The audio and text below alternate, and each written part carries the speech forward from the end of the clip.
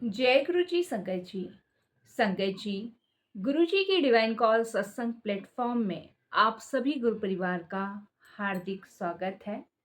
शुक्राना गुरु जी महाराज का कि उन्होंने हम सभी को ये सेवा दे रखी है कि हम गुरु जी के महिमा अनुभव का वर्णन कर पा रहे हैं।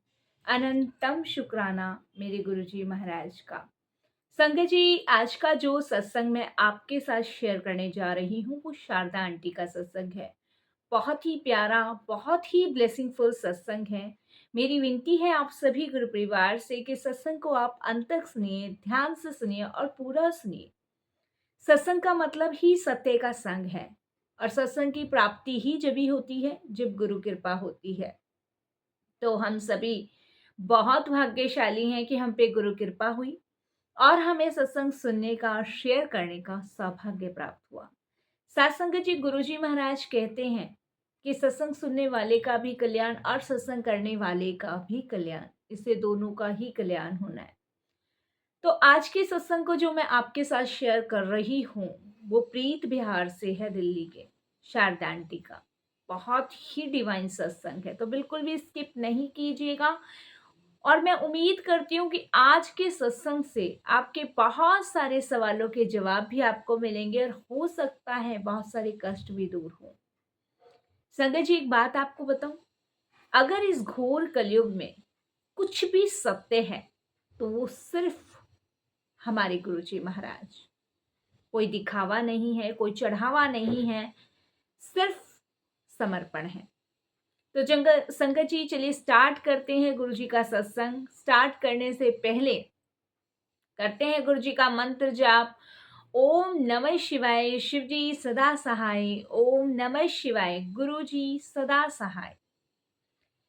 संगत जी, मैं शारदा आंटी के लिखे हुए सत्संग को ही आप सभी के साथ शेयर करूंगी, जो उनके एक्सपीरियंस हैं, जो उनकी लाइफ में गुरु जी ने चमत्कार किया। तो कोई भी मेरे से भूल चूक होती है तो प्लीज साथ संगत जी आप सभी क्षमा कीजिएगा, गुरु जी महाराज आप भी माफ कीजिएगा। तो स्टार्ट करते हैं गुरु जी महाराज का सत्संग। जय गुरु जी संगत जी। संगत जी, मेरा नाम शारदा है और मैं दिल्ली की रहने वाली हूँ। गुरु जी की अनंत कृपा, अनंत ब्लेसिंग्स मुझे और मेरी फैमिली को दी है गुरु जी ने। संगत जी, वैसे तो मेरी जो यात्रा है गुरु जी के साथ पता नहीं किस जन्म से है, लेकिन इस जन्म में गुरु जी ने अपने होने का जो मुझे एहसास करवाया है वो 2015 में करवाया है। 15 में मेरी बुआ जी के बेटे ने मुझे गुरुजी के बारे में बताया था। उससे पहले मैंने कभी गुरुजी के बारे में ना तो सुना था और ना ही कभी गुरुजी को देखा था। संगत जी, मेरी बुआ के बेटे ने जब मुझे गुरुजी के बारे में बताया तब मेरा उन पे इतना यकीन नहीं था, क्योंकि मुझे यही लगता था कि ये बाबा और ये गुरु वगैरह सब कुछ ऐसे ही हैं जो सिर्फ पाखंड करते हैं। क्योंकि 2013 में मेरे साथ एक पाखंड हो चुका था। मेरे हस्बैंड मेरे हस्बैंड के जो पेरेंट्स हैं उनके एक गुरु थे जिनको हम लोग बहुत माना करते थे, क्योंकि मेरे इन लॉज मानते थे। लेकिन संगत जी, एक टाइम पे उन्होंने हमें बहुत ठगा और ठगने के बाद मेरे फादर इन लॉ को बहुत बड़ा चीट किया, धोखा दिया। उसके बाद से हमारा गुरु बाबा वगैरह पे विश्वास उठ चुका था। तो जब मेरी बुआ के बेटे ने मुझे बताया तो मेरा उन पे यकीन नहीं था और वो मुझे अक्सर कहता था कि दीदी आप एक बार चलो, गुरुजी के बड़े मंदिर एक बार चलो। मैं हर बार उसको यही कहती थी कि अभी नहीं फिर जाऊँगी, अभी नहीं फिर जाऊँगी। होता है ना संगत जी, जैसे कि मतलब जब यकीन नहीं है तो आदमी कुछ ना कुछ टालता ही है। उसी प्रकार से संगत जी मैंने भी अपनी बुआ जी के बेटे को टाला। बट 2016 में मुझे गुरुजी का बुलावा आ ही गया और मुझे गुरुजी के दरबार जाना ही पड़ा। 2015 में मैंने सुना था, 2016 में मैं गुरुजी के दरबार गई थी। और 2016 में मैं गुरुजी के दरबार संगत जी ऐसे पहुंची थी कि मेरे हस्बैंड का एक एक्सीडेंट हो गया था और उस एक्सीडेंट में संगत जी मेरे हस्बैंड की जो पीछे की रीढ़ की हड्डी होती है वो टूट गई थी, जिसका ऑपरेशन डॉक्टर ने बोला था। संगत जी, वो शाम के समय अपने ऑफिस से आ रहे थे ऑफिस से आने के बाद संगत जी जब वो रास्ते में थे तो उन्हें किसी ट्रक ने या गाड़ी ने ऐसी टक्कर मारी कि संगत जी उनकी जो बाइक थी वो सीधे गिर गई और गिरने के बाद उनको बहुत जगह चोट आई, लेकिन सबसे ज़्यादा जो चोट उनको आई एक तो सर में आई और एक कमर में आई। संगत जी उसके बाद जब मेरे पास ये खबर पहुँची तो उस टाइम तक मेरे हस्बैंड को अस्पताल में भर्ती करवा दिया गया था। आपने महाराजा अग्रसेन सुना होगा पंजाबी बाग में, वहाँ पे मेरे हस्बैंड को एडमिट कराया था। जब हम वहाँ पहुँचे तो डॉक्टर्स का कहना था कि ऑपरेशन होगा क्योंकि रीढ़ की हड्डी जो है इनकी टूट चुकी है। उस टाइम संगत जी ये लगा लो मेरे पैरों तले ज़मीन खिसक गई कि भई एकदम से ही क्या हुआ? और कहते हैं ना संगत जी जब एकदम से कोई मुसीबत आती है, तो वो कह के नहीं आती, वो कभी भी आ जाती है। उसी प्रकार संगत जी जब ये हादसा मेरी फैमिली में मेरे हस्बैंड के साथ हुआ, तब मतलब मेरे को तो कोई भी होश नहीं था, कोई सुध-बुध नहीं थी कि ये क्या से क्या हो गया। बस उस समय हमें कुछ समझ नहीं आ रहा था, उस समय हमारा दिमाग ब्लैंक हो चुका था, कुछ काम नहीं कर रहा था। बस मेरे मुँह से यही निकलता, "हे भगवान मेरे पति को बचा लो, इन्हें कुछ भी नहीं होना चाहिए।" मैं माता रानी को बहुत मानती हूँ और ये लगा लो संगत जी साल में 1 बार वैष्णो देवी ज़रूर जाती हूँ। तो मैंने बस इतना कहा उसके बाद संगत जी जो डॉक्टर कहते जा रहे थे बस मैं ये कह रही थी कि आप कर दो, जो करना है कर दो बस मेरे हस्बैंड को कुछ नहीं होना चाहिए, वो ठीक हो जाए। संगत जी डॉक्टर ने ऑपरेशन कर दिया, ऑपरेशन करने के बाद उनको संगत जी आईसीयू में रखा, आईसीयू में कुछ दिन बाद वार्ड में आए, वार्ड में आने के बाद संगत जी हॉस्पिटल में वो जब थे तब उनको फ़ील नहीं हुआ, लेकिन परेशान तो देखिए संगत जी सभी हो गए थे, घर के हर एक इंसान डिस्टर्ब हो चुका था। और उसके बाद संगत जी मेरी जो बुआ जी का बेटा है, वो भी देखने आया था, तो उसने कहा कि गुरुजी ने बस बचा लिया। उसने अपनी तरफ से कहा कि गुरुजी ने बचा लिया, लेकिन उस समय भी संगत जी मेरा ज़्यादा ट्रस्ट गुरुजी में देखिए नहीं था। उसके बाद संगत जी क्या हुआ जब हॉस्पिटल से हम इनको घर लेकर आ गए और घर लेकर आए तो संगत जी अब बेड रेस्ट था इनका तो डॉक्टर ने कहा था कि बेड रेस्ट बहुत इम्पोर्टेंट है क्योंकि संगत जी रॉड डली थी इनके रीढ़ की हड्डी में ना ही बैठ सकते थे ना उठ सकते थे ना चल सकते थे बस स्ट्रेट लेटना और संगत जी बड़ी इनको प्रॉब्लम हो रही थी उससे बहुत प्रॉब्लम क्योंकि संगत जी रीढ़ की हड्डी में ना इनके जो वो डला था रॉड डली थी उसमें पेच लगे थे जो चुभते थे अगर ये बैठे हैं तो चुभ रहे हैं लेटे हैं तो चुभ रहे हैं ये हो गए थे बहुत ज्यादा परेशान बहुत ही ज्यादा परेशान मतलब संगत जी 2 महीने के अंदर तो ये बहुत दुखी हो गए ना ये कुछ खाएं ना ये कुछ पिए दिन प्रतिदिन संगत जी ये बिल्कुल डाउन होते जा रहे थे अब संगत जी इनको देख-देख के मैं भी बहुत परेशान क्योंकि देखिए संगत जी घर में चाहे 1 हो चाहे 2 हो, घर के सदस्य सभी सामान्य होते हैं और घर में अगर किसी को भी ज़रा-सी भी तकलीफ है ना, तो पूरा घर डिस्टर्ब हो जाता है। इसी तरीके से संगत जी सारे लोग डिस्टर्ब हो गए, मेरे को कुछ समझ नहीं आया कि मैं क्या करूँ, कहाँ जाऊँ, किससे कहूँ, भगवान से प्रार्थना करूँ। कभी संगत जी कोई कुछ बताए वो करूँ, कभी कोई के सिकाई कर दे, लेकिन संगत जी सिकाई करना ये सारी चीज़ें कोई सॉल्यूशन नहीं दे रही थी। मतलब इनको बिल्कुल भी आराम कहीं से कहीं तक नहीं पड़ रहा था। अब देखिए संगत जी परेशान तो बहुत ज़्यादा थी, बहुत ही ज़्यादा थी। अब सभी रिश्तेदार संगत जी हाल-चाल पूछ रहे थे, सभी लोग देखने आ रहे थे। अब संगत जी हस्बैंड तो बहुत दुखी हो गए, वो तो बस एक चीज़ कहने लगे कि हे भगवान या तो मुझे उठा ले या फिर तू मुझे ठीक कर दे। क्योंकि संगत जी जब इंसान परेशान होता है ना तो वो उसको ना बस यही रहता है भगवान या तो मुझे ठीक कर दे या उठा ले।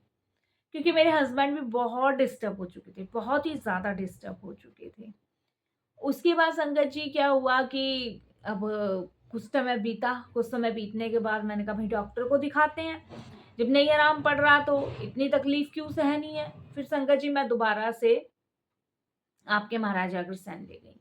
महाराजा अग्रसेन में संगत जी फिर डॉक्टर्स ने हमें बोला कि भई इनके जो पेच हैं, वो जो हैं वो चुभ रहे हैं, हमें दोबारा से ऑपरेशन करना पड़ेगा। अब संगत जी दोबारा जब ऑपरेशन का नाम आया, तब मेरा फिर से दिमाग खराब। मैंने कहा दोबारा ऑपरेशन, और संगत जी सुनकर ही मतलब मैं आज भी आपको बताऊँ ना, सुनकर भी मतलब मेरा माइंड जो है ना बड़ा डिस्टर्ब हो जाता है कि मतलब उस समय डॉक्टर ने मतलब, क्योंकि एक तो डॉक्टर जो होते हैं ना संगत जी, हिम्मत देने की बजाय ना डराते हैं। आप कहीं भी चले जाओ, अगर हिम डॉक्टर थोड़ी-सी हिम्मत दे दे ना, तो आदमी को हौसला हो जाता है। लेकिन जब वो डराने की बात कर जाते हैं ना, तो वो वैसे ही टूट जाता है। उसपे भी डॉक्टर ने कह दिया कि हम कोई गारंटी नहीं ले सकते, इतना खर्चा आएगा, और खर्चा भी उन्होंने साढ़े 3 लाख रुपए का फिर से बता दिया। साढ़े 3 लाख रुपए का खर्चा उन्होंने फिर से बताया। जबकि संगत जी पहले मेरा 2.5 लाख रुपया लगा था। जब मेरे हस्बैंड का रोड डला था तब 2.5 लाख रुपया लगा था। अब साढ़े 3 लाख रुपए का इन्होंने खर्चा बताया। अब संगत जी देखिए, एक वक़्त होता है, एक वक़्त नहीं होता, और किसी पे होता है, किसी पे नहीं होता।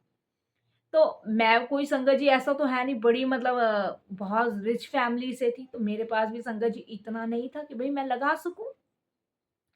अब संगत जी बड़ी परेशान, बड़ी डिस्टर्ब, कब रातों को नींद ना आए, दिन में चैन ना आए। अब मैं हस्बैंड से भी सारी चीज़ें शेयर नहीं कर पा रही थी। मैंने कहा अब इनको क्या बताऊँ? एक इंसान वैसे ही दुःख में है, ऊपर से इनको बता के और तकलीफ़ ही में रहेंगे, ये टेंशन में रहेंगे। मैंने संगत जी इनको कुछ नहीं बताया, मैंने अपनी फैमिली को कॉल किया, मैंने कहा थोड़ा-सा कुछ आप हेल्प करो, कभी इधर रिश्तेदारों से हेल्प माँगी। लेकिन इसमें भी संगत जी एक बात होती है कि कुछ लोग होते हैं जो हेल्प कर देते हैं, और कुछ लोग होते हैं जो हेल्प नहीं करते, और रिश्तेदार तो ना माड़े समय में कभी काम आने वाले ही नहीं है, कभी नहीं आते। तो और फिर संगत जी देखिए रकम भी बहुत बढ़ी, साढ़े 3 लाख रुपए हर कोई अरेंज भी नहीं कर पाता, और कोई दे भी देगा तो 5-10 हज़ार, इससे ऊपर नहीं। अब संगत जी बहुत डिस्टर्ब, बहुत परेशान। अब हुआ क्या संगत जी कि मेरी बुआ जी का बेटा फिर से मुझे मतलब आया मेरे से मिलने और मेरे हस्बैंड को देखने, तो मुझे कहता है कि बुआ जी आप एक बार ना फिर से गुरुजी के दरबार चल लो, ऐसे ही करके बोला। तो मैंने कहा एक बार फिर से का क्या मतलब है? कह रहा बुआ जी जब भी मैंने उस दिन भी आपको कहा था, आपने मना कर दिया था, आपने कहा चलूँगी, चलूँगी, अब तो आप एक बार जो है चल लो, ऐसे करके मुझे बोला। तो मैंने कहा भई मैं तो कैसे बताऊँ, जाऊँ कि नहीं जाऊँ? दिमाग संगत जी डिस्टर्ब था, सोच में पड़ गई। फिर संगत जी मैंने कहा चलो इस ये इतना फ़ोर्स कर ही रहा है, मेरे से उम्र में संगत जी बहुत छोटा है, बहुत ही ज़्यादा छोटा है। मैंने कहा इतना कह रहा है तो चलो चल लेती हूँ। तो संगत जी मेरे को लेके वो गुरुजी के पहली बार बड़े मंदिर मैं उसके साथ गई, 2016 में।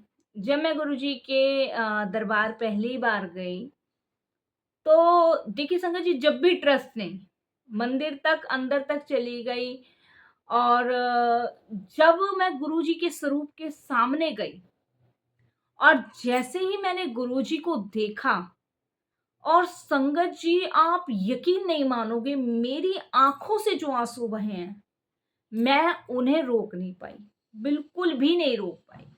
मेरी आँखों से ऐसे थर-थर, थर-थर, थर आँसू गिर रहे हैं संगत जी कि मुझे समझ नहीं आ रहा कि भई मैं क्यों रो रही हूँ। और मैं ये दे उस समय मैं मतलब होशो-हवास में हूँ कि 4 लोग मुझे देख रहे हैं, और मैं रोई जा रही हूँ, मैं रोई जा रही हूँ। मेरा रोना नहीं बंद हो रहा, कंटिन्यू मेरा रोना शुरू है। और मैं बार-बार संगत जी अपने रुमाल से आँसू पोंछूँ, फिर पोंछूँ, फिर आँसू ही आँसू निकले जा रहे हैं, निकले ही जा रहे हैं, वो रुकने का नाम ही नहीं ले रहे। अब हुआ क्या संगत जी, वहाँ कुछ सेवादार अंकल बैठे थे, तो उन्होंने मुझे कहा आंटी यहाँ बैठ जाओ, क्योंकि मैं बहुत रो रही थी, और वहाँ संगत जी मुझे बैठने के लिए जगह मिल गई, मैं वहाँ बैठी।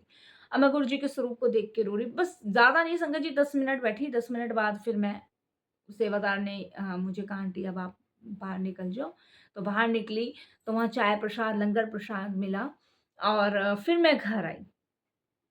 कर आके घर आई, तो संगत जी मतलब देखिए गुरुजी के दरबार जाने से पहले मैं बहुत टेंशन में थी कि भई मुझे ऑपरेशन कराना है, क्या नहीं करना, क्या मेरे को कुछ समझ नहीं आ रहा था। क्योंकि संगत जी वो जो पेच थे ना वो उभर चुके थे। वो ऊपर की साइड आ गए थे, इसलिए चुभ रहे थे। इसलिए डॉक्टर ने कहा था दोबारा ऑपरेशन, दोबारा पेच डलेंगे, दोबारा ऑपरेशन होगा। अब संगत जी वो टेंशन तो मैं भूल गई, लेकिन अब मैं गुरुजी के बारे में सोचने लगी, कंटिन्यू गुरुजी के बारे में सोचने लग गई। अब संगत जी मुझे रात को नींद ना आए। अब मैंने संगत जी अपने भाई को कॉल किया, विवेक नाम है। मैंने कहा तू जो है मुझे इनका एक फ़ोटो दे देगा? तो वो कहता है फ़ोटो नहीं होता, स्वरूप होता है। और वो कहता है मैं जल प्रसाद भी लाऊँगा। तो वो जल प्रसाद अगले दिन लाया, गुरुजी का फ़ोटो लाया, मतलब स्वरूप लाया, सॉरी संगत जी। फिर वो स्वरूप मैंने घर में लगाया। मैं रोज़ डेली मंत्र जाप करती। रोज़ डेली वो जल प्रसाद जो था, संगत जी उससे अपने हस्बैंड को मेडिसिन देती। जैसे-जैसे मेरे भाई विवेक ने मुझे बताया, मैंने वैसे-वैसे करना शुरू किया। ये लगा लो संगत जी, बड़ी श्रद्धा से, मतलब ऑपरेशन की डेट तक निकल चुकी थी। ऑपरेशन की डेट संगत जी 20 फरवरी की थी मेरे हस्बैंड की, 20 फरवरी की। और ये लगा लो 20 फरवरी निकल गई थी, लेकिन मैंने जल प्रसाद और मंत्र जाप ये कंटिन्यू रखा। मंत्र जाप तो संगत जी मैंने दिन रात अपने घर में चलाया। बैठ के सिर्फ गुरुजी को यही कहती थी कि गुरुजी, मैं आपसे कुछ कह नहीं सकती कि मेरे साथ क्या है, क्या नहीं है। मैंने अभी तक यही सुना है कि आप जानी-जहान हो, सब कुछ जानते हो। मेरे घर की स्थिति आप देख रहे हो। और संगत जी आप यकीन नहीं मानोगे, वो जल प्रसाद जो है मैंने कंटिन्यू अपने हस्बैंड को पिलाया है। कंटिन्यू 1 महीना तो कंटिन्यू मैंने पिलाया है। उस जल प्रसाद को पिलाने के बाद आप यकीन नहीं मानोगे, मेरे हस्बैंड को 20 दिन के अंदर-अंदर संगत जी जो बैक पेन में, मतलब जो पेच इनको चुभते थे, जिसके लिए ऑपरेशन डॉक्टर ने दोबारा बोला था, वो करवाने की ज़रूरत ही नहीं पड़ी। डॉक्टर के पास टेस्टिंग के लिए हम गए थे। डॉक्टर ने देखा तो डॉक्टर ने कहा मुझे लगता नहीं अब ऑपरेशन कराना है। और देखो संगत जी, ये कैसा जहाँ डॉक्टर ऑपरेशन के लिए बोल रहा है, जहाँ मेरे हस्बैंड इतने दुखी, बैठ नहीं पा रहे, लेट नहीं पा रहे, डिस्टर्ब, बहुत डिस्टर्ब, वहाँ गुरुजी की कृपा से संगत जी मेरे हस्बैंड अभी तक तो देखो स्वस्थ हैं। किसी भी ऑपरेशन की ज़रूरत नहीं पड़ी, किसी भी मेडिसिन की ज़रूरत नहीं पड़ रही है, अपना ऑफ़िस भी जा रहे हैं, ऑफ़िस से मैं ये नहीं कहूँगी कि 100% सही है, लेकिन हाँ, मैं ये ज़रूर कहूँगी कि 90% गुरुजी ने मेरे हस्बैंड को ठीक किया। वो एक्सीडेंट छोटा नहीं था, बहुत बड़ा एक्सीडेंट था। 90% मेरे हस्बैंड को गुरुजी महाराज ने बिल्कुल ठीक कर दिया।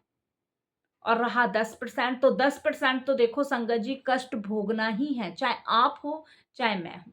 10% कष्ट तो हमें भोगना ही पड़ेगा। अब वो 10% संगत जी चींटी के बराबर होता है या सुई की नोक के बराबर होता है, जो सिर्फ चुभता है और जिसमें हमारी निकलती है, बस। लेकिन अगर सोचो, चींटी की जगह कोई चूटा काट ले तो हम बुखला जाते हैं, खुजाने लग जाते हैं, लेकिन गुरुजी बहुत छोटे में हमारा कष्ट काट देते हैं। तो 10% जो मेरे हस्बैंड को प्रॉब्लम है, 10% मेरे हस्बैंड को प्रॉब्लम सिर्फ़ इतनी है कि उन्हें कुछ भारी-सा लगता है, कभी-कभी मतलब ज़्यादा देर बैठ नहीं पाते हैं, लेट जाते हैं, यही प्रॉब्लम है, जो उनको 10% प्रॉब्लम है। इसके अलावा संगत जी वो बिल्कुल नॉर्मल है, किसी भी प्रकार की उन्हें कोई भी प्रॉब्लम नहीं है। तो 90% जो कष्ट है, वो गुरुजी ने अपने ऊपर ले लिया है। 10% कष्ट है, वो संगत जी मेरे हस्बैंड ले रहे हैं। तो वो 10% तो देखिए संगत जी हर किसी को भोगने पड़ते हैं। लेकिन सच आपको मैं यही बता रही हूँ कि गुरुजी पे ट्रस्ट कीजिए, समर्पण कीजिए। ये लगा लो संगत जी 2016 से लेके आज तक हमारा समर्पण है। मेरे दोनों बच्चे, मेरे हस्बैंड, मैं, ये लगा लो संगत जी बिना नागा किए हर मंडे को गुरुजी के दरबार जाते हैं। अभी देखो 7th जुलाई गया था गुरुजी का बर्थडे।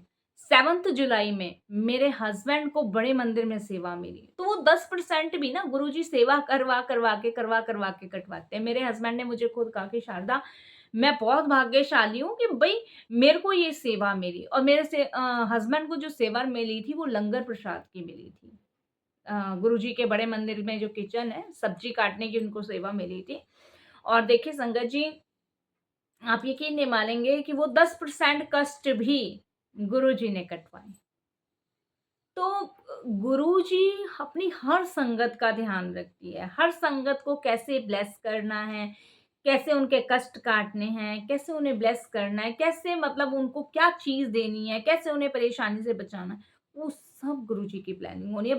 बस विश्वास बहुत ज़रूरी है। देखिए संगत जी, जब हम सत्संग सुनते हैं ना, तो सत्संग में ही हमारे सवालों के जवाब भी होते हैं। आपको सत्संग ऐसे नहीं मिलेगा, आप लाख कोशिश कर लो, सत्संग आपको मिल ही नहीं सकता। सत्संग उसे ही मिलता है जिस पे गुरु कृपा होती है। और गुरु संगत से वही जुड़ पाता है जिस पे गुरु कृपा होती है। यानी आप कभी भी आजमा लेना, आज आप ये डिसाइड करो आज हमें बड़े मंदिर जाना, नहीं जा पाओगे, लेकिन जब गुरु जी का बुलावा होगा तो बिल्कुल जाओगे। तो संगत जी, मैं यही कहूंगी कि हर सत्संग में ब्लेसिंग्स हैं, गुरु जी की छोटी सी छोटी चीज में ब्लेसिंग्स हैं। सिर्फ श्रद्धा, विश्वास और भरोसा और समर्पण, ये ही बहुत इंपॉर्टेंट पार्ट है। यही अगर आपने कर लिया तो फिर आपको परमात्मा से मिलने से कोई नहीं रोक सकता। आप गुरु की शरण में, एक वो शब्द बनाया ना, जिसके सिर ऊपर तू स्वामी सो दुख कैसे पाए, तो सही जो है, बिल्कुल सच है। जिसके सिर के ऊपर गुरु का हाथ है, ईश्वर का हाथ है, वो दुख पा ही नहीं सकता। तो संगत जी, ये सत्संग तो बहुत है, मेरिकल बहुत किए हैं गुरुजी ने, बहुत चमत्कार किए हैं और मैं पहले भी शेयर कर चुकी हूँ ये सत्संग अपना, और मैं आगे भी शेयर करती रहूँगी। और अभी गुरुजी ने अगर मौका दिया तो मैं अपनी बेटी का एक सत्संग शेयर करूँगी, अगर गुरुजी की कृपा हुई तो नेक्स्ट जब भी गुरुजी सेवा देंगे। बाकी संगत जी, यही मैं अपने सत्संग को विराम देती हूँ और मैं यही कहती हूँ, गुरुजी आपका बहुत-बहुत शुक्राना, लख-लख शुक्राना कि आपने मेरे हस्बैंड के कष्ट को दूर करा, उनको न्यू लाइफ ब्लेस करी। बहुत-बहुत शुक्राना। संगत जी, ऐसे ही मैं आप सभी के साथ शुक्राना सत्संग शेयर करती रहूँगी। कोई भूल-चूक हो तो क्षमा कीजिएगा और गुरुजी से भी यही कहूँगी, गुरुजी कोई भूल-चूक हो तो क्षमा कीजिएगा अपनी इस नादान बेटी को। और यहीं मैं अपने सत्संग को विराम देती हूँ। ओम नमः शिवाय, शिव जी सदा सहाय। ओम नमः शिवाय, गुरु जी सदा सहाय। संगत जी, ये था शारदा आंटी का सत्संग, बहुत ही प्यारा, बहुत ही ब्लेसिंगफुल। ऐसे ही मैं रोज आपको जो भी संगत अपने सत्संग अनुभव शेयर करेगी उन्हें साझा करूंगी, और किसकी लाइफ में कैसे एक्सपीरियंस है वो भी आपके साथ साझा करूंगी। तो ऐसे ही मैं डेली आपके साथ गुरुजी महाराज के सत्संग शेयर करूंगी। अगर आपको पसंद आए तो इसे लाइक कीजिए, चैनल को सब्सक्राइब कीजिए, शेयर जरूर कर दीजिएगा। और इस सत्संग से सिर्फ हमें यही सीख मिली कि हमें विश्वास, समर्पण अपने गुरु पे जरूर करना है। संकट से घबराना नहीं है, परेशानी से घबराना नहीं है, और अपना 100% समर्पण अपने गुरु को देना है। तो मैं भी सोनिया गुप्ता यहीं पे अपना विराम दूँगी गुरुजी के मंत्र जाप से। और गुरुजी, अगर कोई भूल-चूक हुई हो आपकी बेटी से, क्षमा कीजिएगा। शारदा आंटी के सत्संग को सुनाने में कोई गलती हो तो क्षमा करना। ओम नमः शिवाय, शिव जी सदा सहाय। ओम नमः शिवाय, गुरु जी सदा सहाय। जय जय गुरुजी, धन धन गुरुजी, वाह वाह गुरुजी, शुक्राना गुरुजी, अनंतम अनंतम शुक्राना गुरुजी महाराज का।